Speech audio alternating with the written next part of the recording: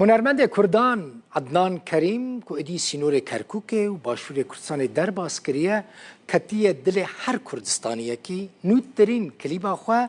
دوان روژ نیزیک ده پیشکشت که جبو روژ هلات اف ناو برهما نویه برهما عدنان کریم رنج سنگاوی نویساندیه آواز و دابشکرن ین عدنان کریم بخونه گله کسی اندن ین زیرک دوی برهما جوان دا جهگرتنه لی از ناو در هنر جبیر نکم سامان عدنانه و روژه منو کک عدنان لهنک دوست اندن رنج و جاندوس بو ملهولیر لکافتیره که هفدید پروژه که ویا گله کی مزن هیا لی حتی که او اشکره نکه ناخوزم اشکره بکم اگر پیک وره او پروژه باور بکن و یک جمزنترین برهمین هنرین کردان به نا بیجم چیه برا او بیجه یعنی پشتی بی گود از اجواره بیشم من خواست هون یکمین کسبن تماشاوان این هجا گوان دیمنین آمده کرنا برهمان یا عدنان کریم دوی بولتنا ما یا ساعت 7 ببینن تدران هونی نبینن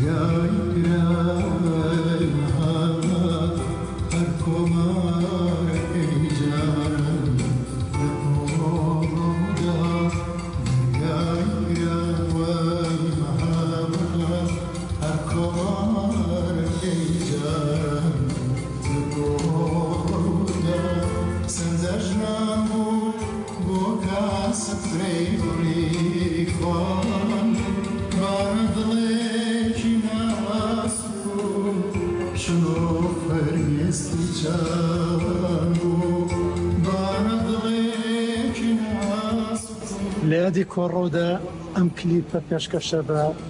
روجهالاتكي نشتيمان